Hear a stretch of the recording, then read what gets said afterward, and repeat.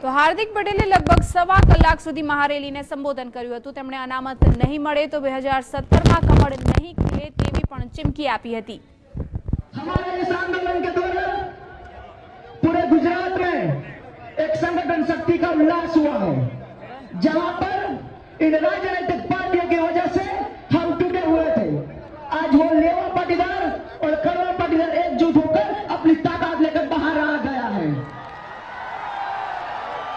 और इस संगठन शक्ति को देखकर आज कई सरकार के पैरों में पानी गर्म हो रहा है और वो देख रहे हैं कि इस ताकत को कैसे तोड़ा जाए, लेकिन वो नहीं जानते हम सरदार के वंशज हैं, सरदार के हम बाप है, बेटे हैं।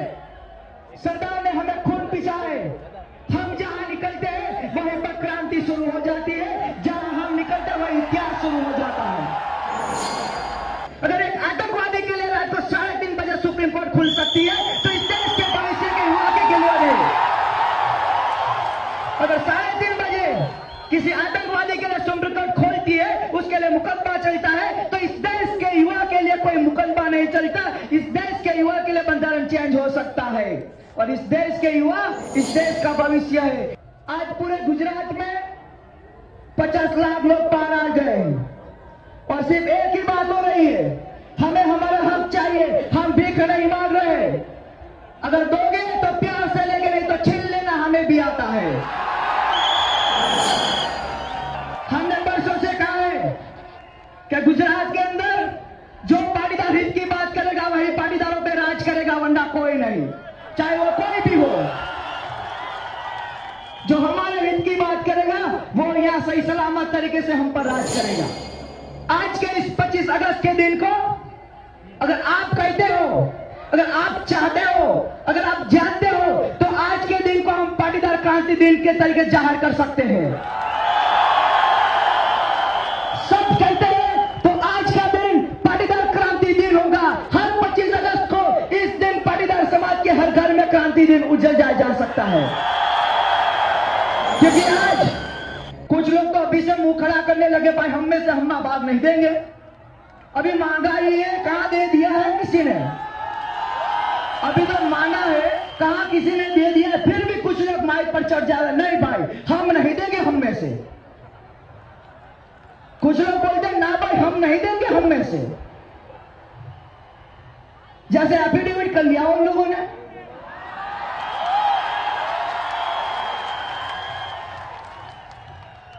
वोट टाई सुप्रीम कोर्ट करेगी कौन किसको देना है। अगर कोई एसटी एससी ओबीसी वाला कलेक्टर बनता है उससे हमें कोई विरोध नहीं है। उसका बेटा एसटी एससी ओबीसी वाला मामलेदार बन जाता है, उससे भी हमें कोई विरोध नहीं है। उसका बेटा एसटी एससी ओबीसी का लाभ लेकर तलाटी बन जाता है, उसका भी हमें कोई विरोध नहीं है। अगर हमारा सौराष्ट्र का एक किसान भाई का बेटा अगर 90% लाता है और उसे एमबीबीएस सिविल में एग्जाम को पास करने के बाद भी उसका मेरिट के जरिए एडमिशन नहीं मिलता ना, हमें उसका विरोध है। चाहे कोई भी सरकार हो, हम पहले भी कह चुके हैं, आज भी कहते हैं। 1985 में पंजे को उखाड़ कर फेंका था, आज तक नहीं आया वो।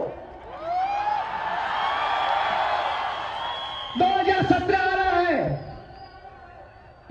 कादव में किच्चर नहीं कभी करेगा, कमल कभी उगेगा भी नहीं। अगर इन लोगों के हित की बात हुई तो फिर से उगाएंगे वही कमल शानदार से आन से। अगर इन लोगों के हृदय पर, इन लोगों के दिल के पर एक भी तर का चोट आया है ना, तो उखाड़ कर फेंक देंगे सभी को। पूरे हिंदुस्तान में आज तक किसी समुदाय ने इस तरह से आंदोलन नहीं किया।